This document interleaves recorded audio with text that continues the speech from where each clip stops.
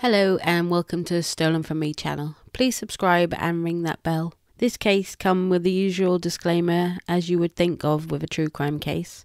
This episode was actually recommended by the fellow podcaster and YouTuber Murder at Bedtime by Lyndon.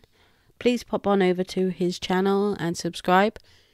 You can also find him at Twitter and Instagram. This case first took place in 1979 and that's where we're actually going to start today. This is the case of Glyn Dix.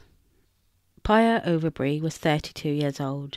She was married to James and they had 2 daughters together. They had what you describe as a normal married life. James and Pia rented out a property to a young lad called Glyn Dix. He'd recently moved to the area and he just really didn't know anyone. Glyn Dix always had a story on why he couldn't pay the rent. But this wasn't quite what they had in mind. Glyn Dix always had some kind of story on how he couldn't pay the rent. He did this for the next few months. Pia, being such a kind-hearted person, she just wanted to help him. This unsettled Maxine, her 11-year-old daughter. Maxine was always with her mum. Tuesday the 2nd of October 1979, Pia wasn't at work. She wasn't at home either. And this was very unsettling.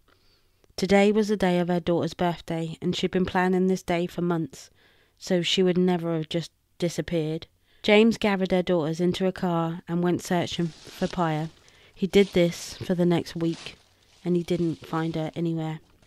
Pia's minivan was discovered 2 weeks after Pia was reported missing. Saturday, October the 20th, 1979, a lady called Mary was out with her children and dog when she discovered a body in the woods. It was covered in overgrowth, and all she could see was a floral skirt. The body was very badly decomposed. Mary rushed home with her dog and children and called the police, and the police cordoned off the area. When the postmortem came back, it was confirmed. 32-year-old Pia Overbury. She had been tied to a tree, raped, and shot execution style in the back of the head. James received the news, and he had the heartbreaking job in telling his daughters what happened to their mum. Maxine and her sister remember her dad sitting her down and telling her that her mother wasn't coming back. She was in hospital and she couldn't wake up. Maxine said to her dad, "Why can't we just go wake her up?" Maxine later describes her home as empty. Without her mum there, her mum was always so full of life and happy, and now her house was just empty. The police searched the area and found several cartridges from a gun. But they did find one that interested them. It was a .410 cartridge case. They sent it off for forensic testing to establish what gun it actually came from. Pia's handbag was also found at the scene. Police questioned everyone. Anyone and everyone that knew Pia, they interviewed. Even James. James was actually high on their list because he's the husband. They interviewed Glyn Dix too, the man that never paid the rent. This was kind of strange because after the interview, Glyn went home and tried to commit suicide. They put him in a mental hospital and he became prime suspect. After several days had passed, the police found what they needed. They found the gun. In fact, they found the gun and it also traced back to Glyn Dix. The police brought Glyn Dix in for questioning. He admitted being involved. He came up with a story saying Pia had come to him and asked for a hitman. Her and James was very unhappy and she just wanted to get rid of him. This was his story.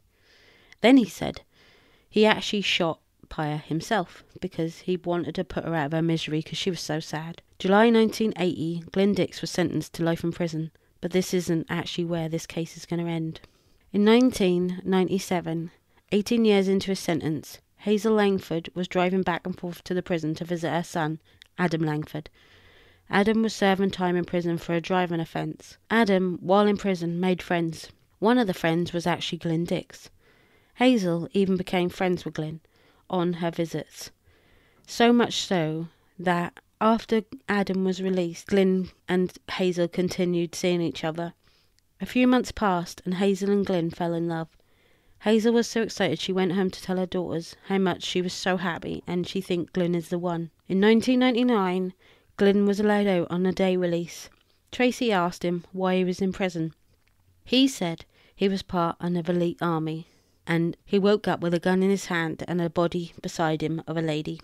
She was dead and the police arrested him for the murder. That's basically his story about Pyre. Later that year, Glyn was granted a day release. And on the 5th of November 1999, he actually married Hazel. Hazel and Glyn seemed happy, and he was just a perfect gentleman, to be honest.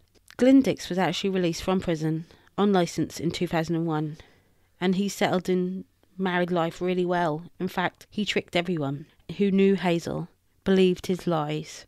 For 4.5 years, he actually managed to trick everyone. June the 19th, 2004, Redditch. Adam Langford, Hazel's son.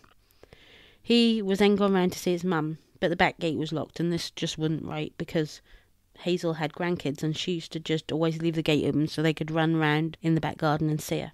He went to his sister's, Tracy's, over the road and phoned his mum up. So Glyn said, "Yeah, we're home, just come round." And Adam said, "Okay, I'll jump over the gate." What Adam was about to see would torment him for the rest of his life. He walked into the kitchen to find Glyn Dix standing over his mother's body. He'd hacked her up into 16 pieces. Glyn was naked, with a knife in his hand, standing over Hazel's body, covered in blood. He'd stripped off, put his clothes in the washing machine. Glyn Dix decapitated Hazel, removed her hands, arms, legs, feet, and 2 of her fingers. He even removed her kidneys, liver, and heart.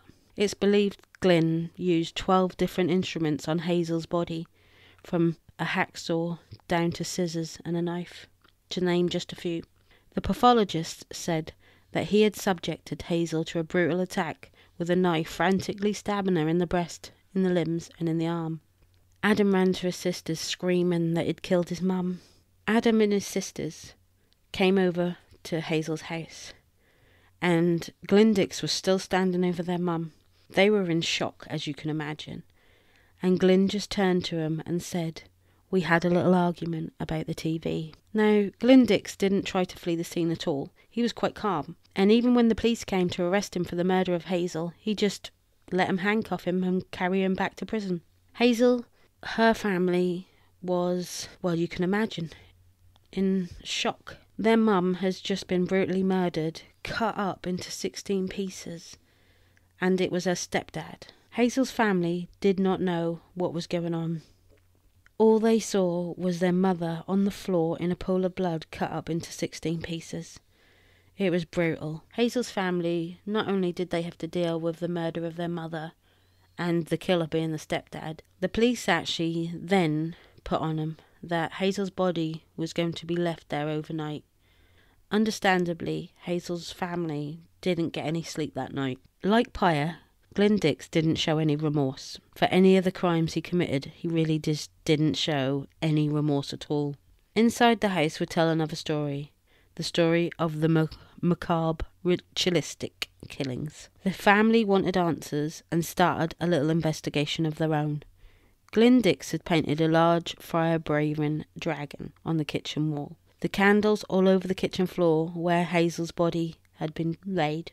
Hazel was killed on the day of the summer solace, a date linked to the ritualistic killings. A photo of Glyn Dix standing in the mirror showing the devil worshipping sign was found. Glyn Dix also painted a huge mural of Stonehenge. He actually painted white stripes on it, but if you look closely, it's actually people praying on the stones. It's a kind of ritual. Although they say that a human sacrifice took place at Stonehenge, everywhere I've looked online I couldn't actually find any human being sacrificed. I did, however, find a sheep. Evidence was piling up, with the candles, the paintings on the wall, devil worshipping signs, all pointed to the macabre. They did find a verse out of the Bible, the beast of the sea. This was verse 18, and it's described that the beast of the sea took 42 months.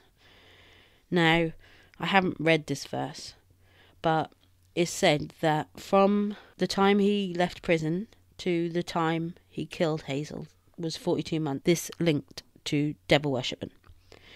Hazel's family believed that this was premeditated murder and he planned this all along. That's why he befriended her.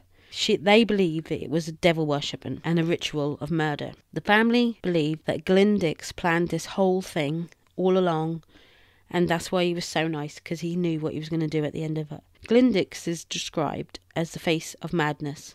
On December the 16th, 2005, Glyn Dix pleaded guilty to the murder of Hazel, and he was sentenced to a full life term. He would be sentenced to a secure mental hospital and told that he was never going to be released ever. Glyn Dix died in 2014 at Ashworth Mental Hospital. Although he actually served his whole life term because he died, but he didn't really serve much time at all for Hazel's murder, and I'm sure that the family doesn't feel any better for him dying. This was the case of Glyn Dix. Now, I will see you next week. Thank you. Bye-bye.